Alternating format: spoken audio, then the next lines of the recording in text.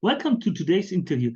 I'm very excited to present to you Ben Heath. He's the owner of Lead Guru, and he's an absolute expert in the field of Facebook and Instagram marketing ads.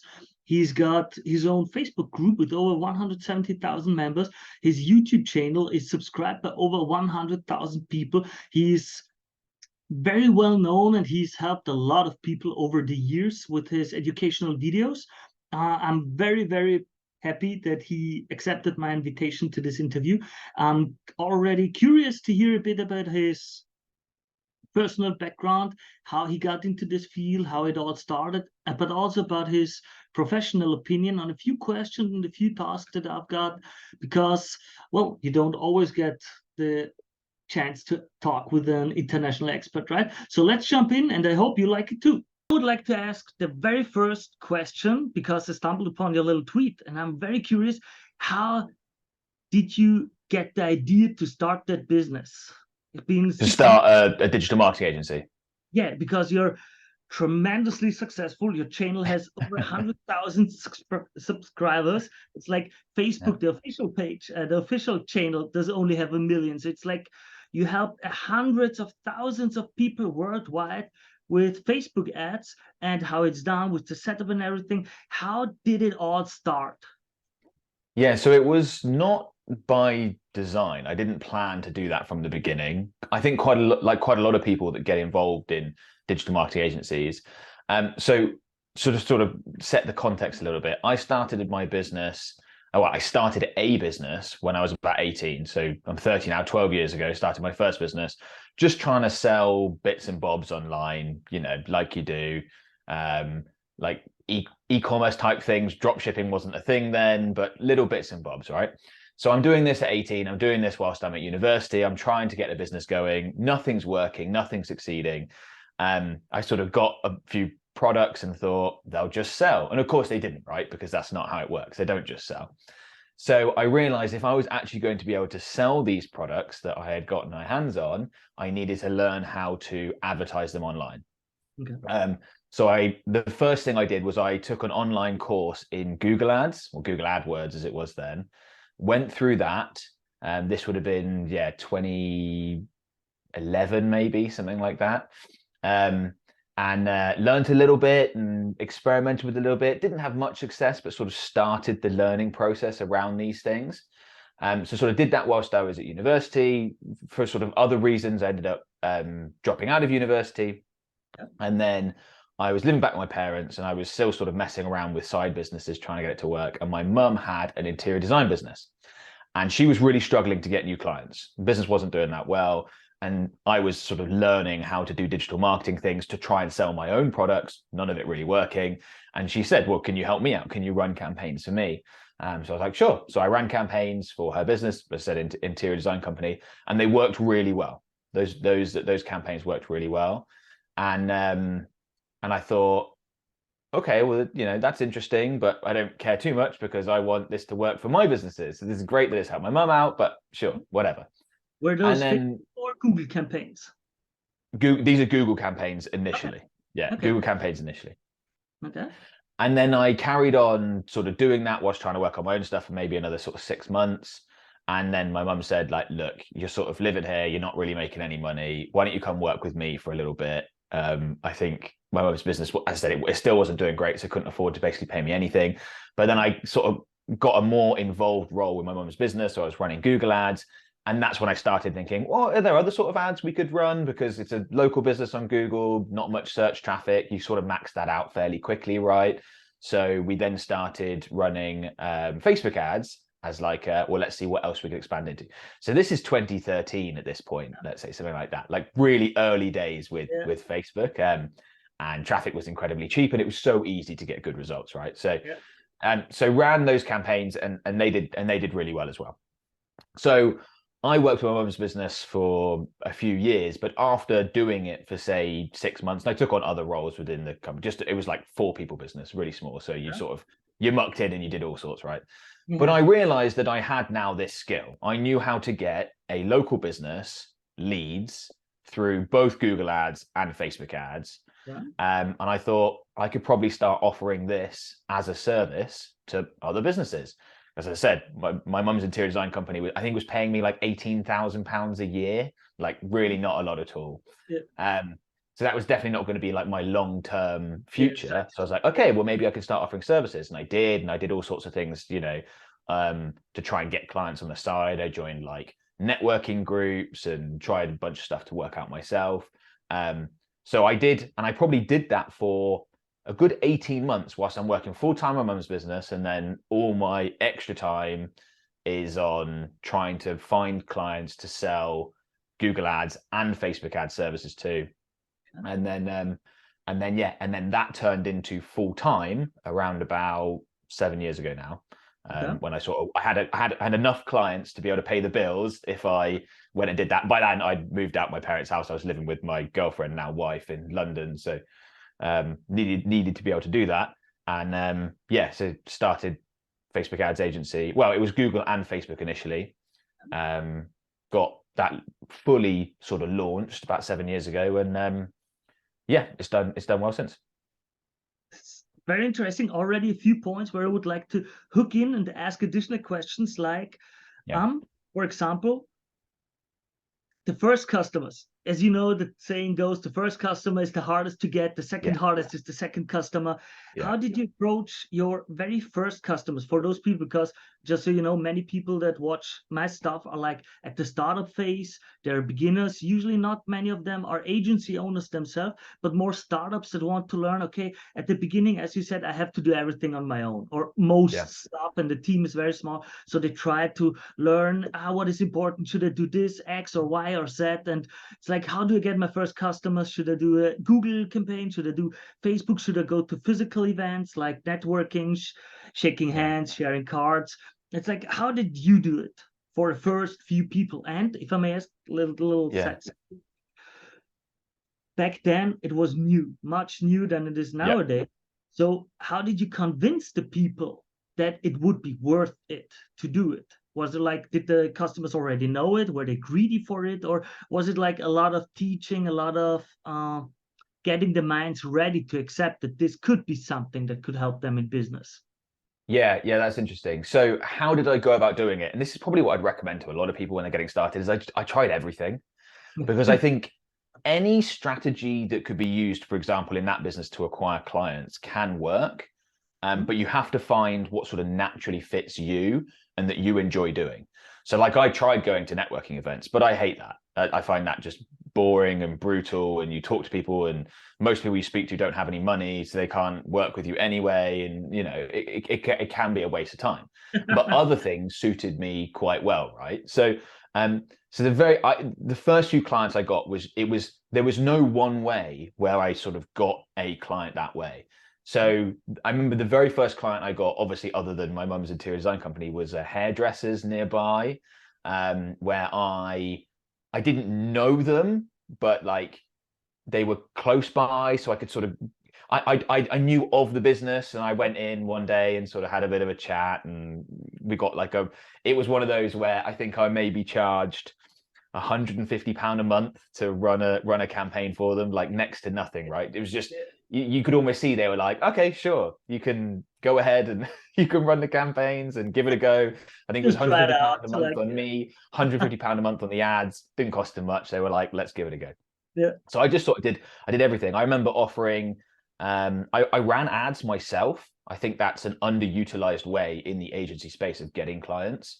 It shows a lot of credibility. It demonstrates credibility and expertise if you can get people to see your ads and immediately go, oh, okay, well, at least they put an ad in front of me, so they know what they're talking about. Mm-hmm. So I ran ads on Facebook. I ran ads on Google a little bit, and just got a few clients that way. You get a handful, you get a few more referrals, but it was years before I ever worked out anything like consistent that you could build a business around. It was all little bits.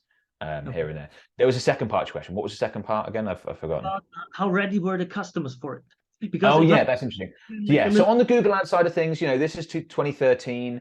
That's pretty well established, right? People know about AdWords. That was pretty comfortable. And what I did initially is I got them as Google Ads clients, and then sort of talked them into running campaigns on Facebook as well once they were already signed up, because Facebook was the new thing then. It was the thing they weren't sure about, and that worked better.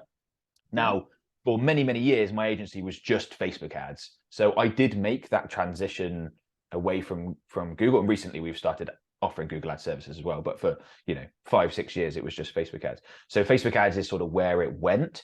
But initially it was very much both. And the Google side of things was the easier in because people were a lot more familiar with it. It'd be different now, right? Like loads of businesses know that Facebook ads is a viable option for running campaigns. Yeah, I was curious because I've personally, and with a few agencies that I talked to that are advised, it was like they see a huge potential in these TikTok ads, and they were like, okay, how can we convince the people to go into this area?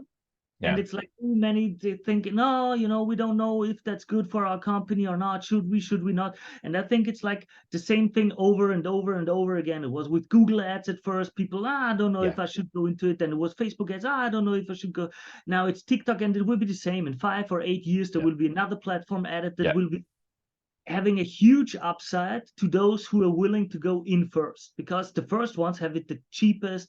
It's like real free estate. You get huge chunks of the market at the beginning at the very, very low prices.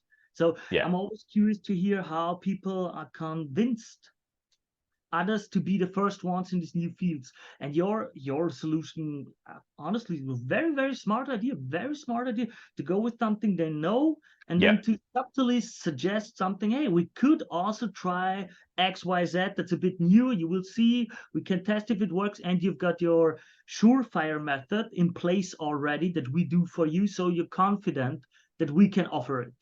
So that's a very smart idea.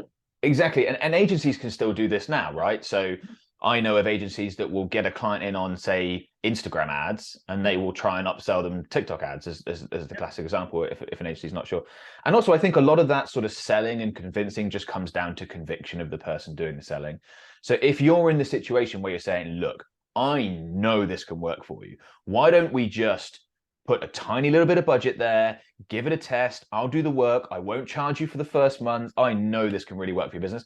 Business owners are going to say yes to this. If you're really confident you can get the TikTok ads to work for that business, offer to do it for free or at a massive discount for the very beginning. Just get them proof of concept, and then the relationship should be able to work well for both of you, if you're that convinced. So it really does come down to conviction.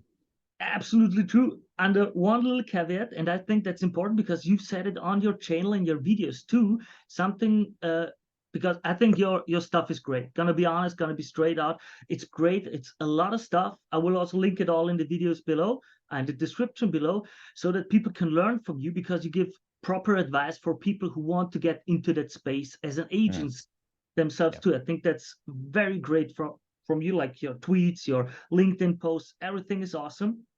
And there is a little caveat where you in the videos also say, listen, our customers, they need a budget from, I think in the videos that I saw were like 3,000 to 5,000 a month, something along that.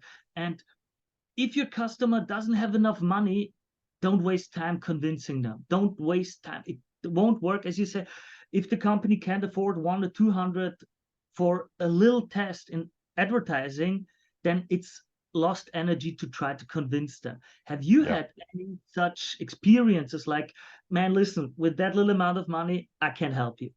Yeah.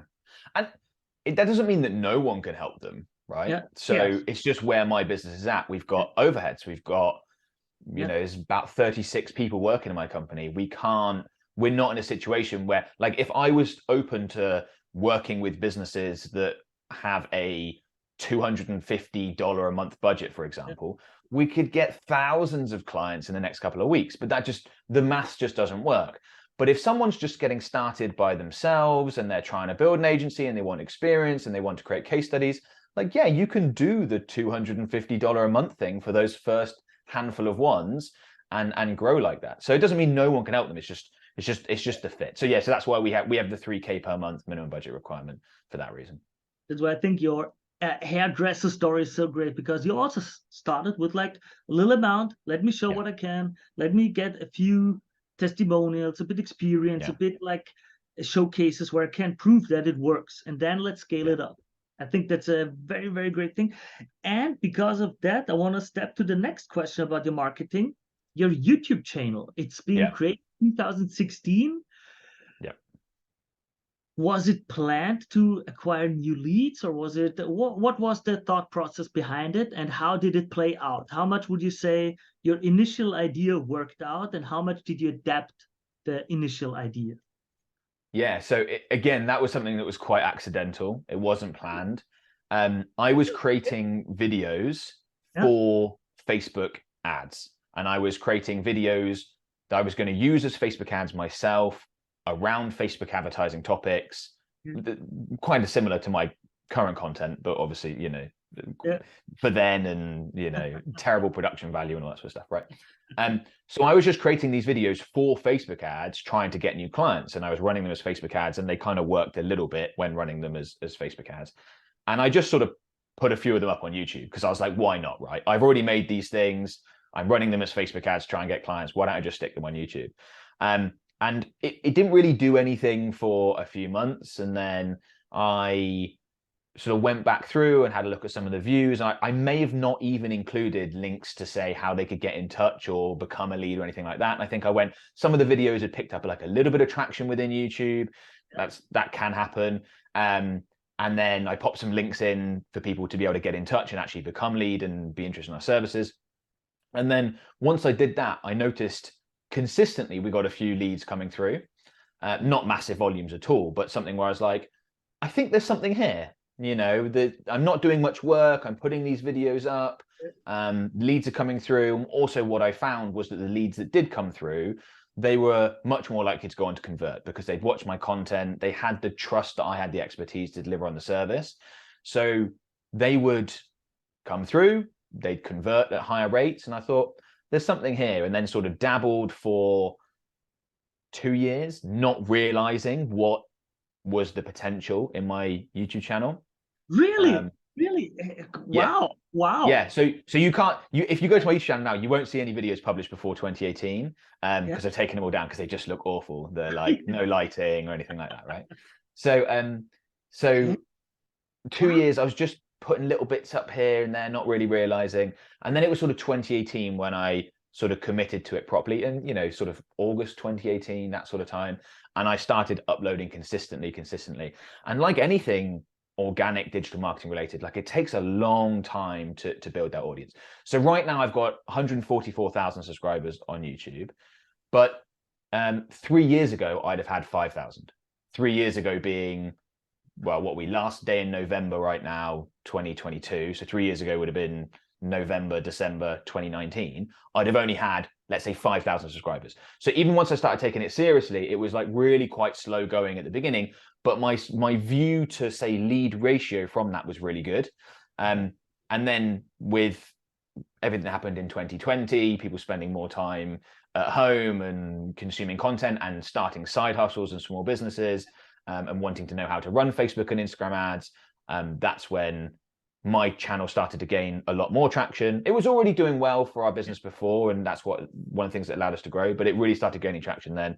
And then I really poured more into it. So that's when I started taking it seriously. I was like, right, we'll get a green screen and do editing, and hired an editor, and then it did really well from there.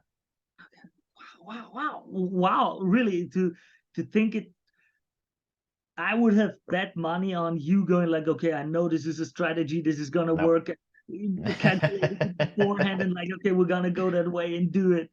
Really impressive to hear that it was like the story behind it, like not accidental, but like very, very underestimated. That's I think that's one of the things you asked me earlier was around like what can people do when they're getting started, and that's one of the reasons why I said try everything, because I feel like you might, like, that's what I did. I just tried everything that I could think of to try and get new clients, and there was some stuff I just didn't like and didn't work, or they took so much time that it wasn't worth it, and then other things that I just sort of tried a little bit of and it worked, and then I lent into it, and then I went through. So I think try everything, and then also once you've got a little bit of data, take a bit of time and analyze, how did that perform, what's going on here, and you might find something like that you go, oh, actually, if we actually look at where our leads are coming from here, 40% of them are coming from this place that we don't put any effort into. If we really double down on that, maybe that would be something that could be a really big thing for us. So yeah, so that's how it comes about. And I always try and do that process with every element of my business of like, okay, what's the thing that matters here? What's the needle mover? And then how can we really push into that and go after that some more?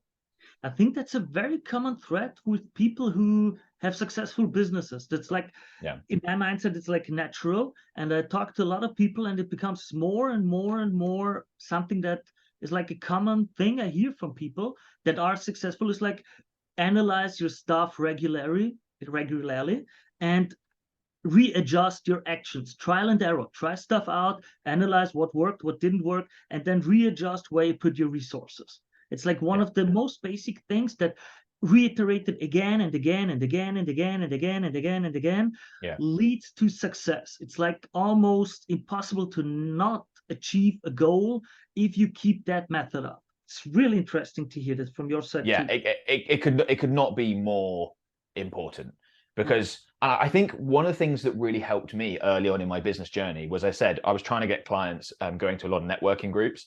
And when you do that, you see a lot of people that have had their whatever business for 20 years and they've never really gotten anywhere with it. They just sort of scrape by and make a living, right?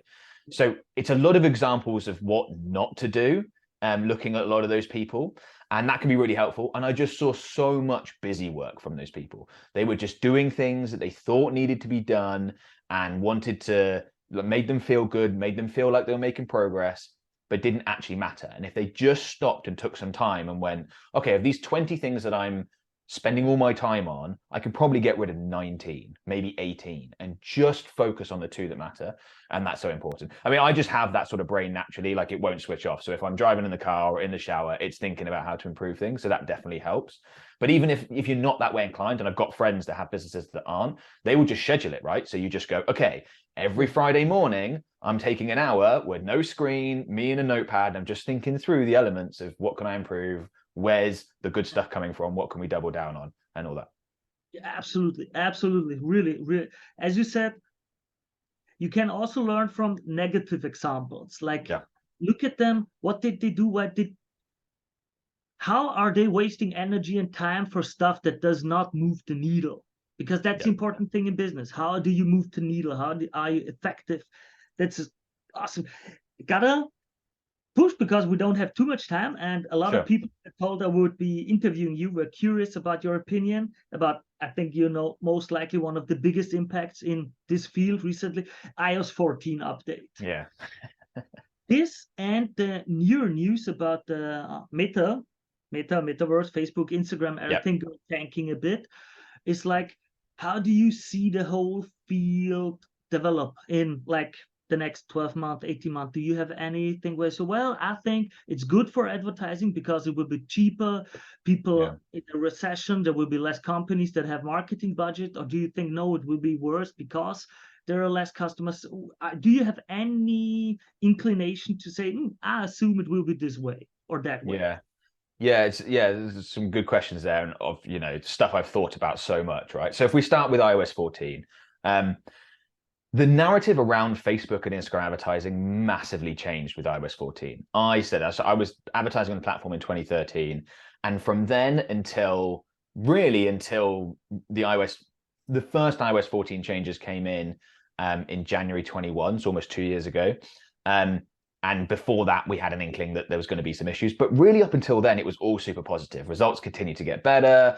Everyone was super happy. There were all these success stories coming out about millionaires that were made because of Facebook ads and all that sort of stuff. So it was really positive. And then with the iOS 14 changes, that made things more difficult. And it did lead to a drop-off in results. I think a lot of people think the drop-off in results was actually greater than it was. A lot of the difference was reporting. So if we can't track what iOS users are doing, and we can to some extent, but not completely, then some of those purchases that your Facebook and Instagram ad campaigns are generating are just simply not being registered in your ad account. So results look worse. Now, the people that have been advertising pre the iOS 14 changes were just annoyed. They wanted those old results back, right? Yeah. They didn't want to see, let's say, a 15% drop in actual results and a 30% drop in what's being reported. That was not fun. And I understand that. And it was compounded to some extent because just before those iOS 14 changes came into play, we were in lockdown in a lot of, the major markets we advertise in. So results were actually artificially good during those times because people were locked at home on their phones, laptops, all that sort of stuff. Everything, So the comparison, exactly. So the comparison between those artificially good results and then the drop off from iOS 14 was annoying. We've had long enough now after the iOS 14 changes to have reached like a stable level with that. And it's not ideal, but it's fine. It's basically where I'd sit with that. The other platforms haven't been as affected by similar things as I was expecting. I still think that's going to come. You see, anyone who logs into a Google Analytics account will see that they're retiring Universal Analytics next July, and what's that going to do to tracking for Google ads and YouTube ads and things like that, for example? Well, that's going to have an impact. So there are other things that are going to come into play, and I think other platforms are probably going to get to Facebook's level. They were just sort of hit a little bit earlier with this stuff. So that's sort of fine, and that's stable, and Facebook and Instagram advertising can continue, slightly impaired from what it was previously, but that's just life, right? Doesn't mean it can't work really well for businesses, and we've got hundreds of clients that are still generating great results. I think a lot of agencies and companies also absolutely underutilized the on-platform retargeting with organic content and stuff and like that, like doing a video for 1 minute, 5 minutes, 10 minutes, and then targeting the people that looked at this video for more than 50%, for example, because it's a boring video about a topic, highly specific. So people who watch this for a few minutes are very likely to take this topic like seriously or to be into this kind of topic. That was, in my opinion, what I saw, massively underutilized. I agree, and that's a shift that we made as an agency, and lots of people have made. Is okay, if we can't rely as much on off-platform activity to be able to retarget, and also for source audiences for things like lookalike audiences. Okay, well, let's keep people then on platform and do a lot of that. So you can find creative ways to do a lot of the same things and get that data. More and more advertisers have switched from generating leads via their website to leads within Facebook via what's now called instant forms. So there's ways of doing that, and it's not ideal, but it just is what it is. Just like it wasn't ideal that Facebook ads became more popular over let's say from 2015 to 2019, and the costs were increasing because there was more competition. That wasn't ideal either, but doesn't mean it can't work, and it's just something you got to live with. So the other thing that you asked was around the recent news around Meta, and we saw in Q3 that they had a significant drop in profitability. And publicly traded company, they need to disclose all that information. And if you dig into the numbers of it, which I have, you'll see that revenue's relatively consistent, down a touch when you compare quarter to quarter, year over year. But these fluctuations happen. Anyone that owns a business will say, these fluctuations happen. The reason why profitability dropped so much was because they have been investing a ton of resources into the metaverse. So they've been hiring lots and lots of very expensive people in order to build that. And that's led to a big drop in profitability. That led to Mark Zuckerberg making the comments around, we're going to lay off the 11,000 people or so, because obviously he wants to increase that profitability back up. Now, just a little metaverse aside, I don't think that's a great bet for Meta. I think it'd be much better off focusing on their cash cows, which is Facebook and Instagram, and improving that platform for both users and advertisers, because you need both. That's really important. But just in terms of how this affects advertisers, that announcement, advertisers are reacting to the news like they are investors in Meta, and they're not. So the share price, which is going to be dictated by things like profitability, is going to drop. That's bad if you're invested. But if you're an advertiser, that doesn't affect you. What affects you as an advertiser is the number of users. So the day that I get worried about the viability of Facebook and Instagram advertising going forward is when the number of users start to drop dramatically. When we start seeing really big drops in that, that's when I'm worried. Provided the users are there, there's always going to be value to advertisers, because at the end of the day, that's all you're really buying with Facebook and Instagram ads. You're buying eyeballs, you're buying attention. And then it's your job as an advertiser to convince those people to go ahead and convert that ad copy, creative, all that sort of stuff. But you're buying attention. So actually, ironically, I think this sort of news is positive for most advertisers, because some advertisers are going to see that. They're going to act like investors, which they shouldn't, but they will. They're going to leave, or people who are starting their businesses thinking where to advertise will think, well, I won't advertise there. Instead, I'm going to advertise on something like TikTok, because that's the new up and comer. And that's going to reduce the number of advertisers. The cost of Facebook ads is set by an auction. So the less competition, the cheaper it is. So those of us that are going to stick around on the platform, we should see cheaper CPMs, and we absolutely are already seeing that. So if you compare this Black Friday that just ended to previous year's Black Friday, the CPMs were definitely lower.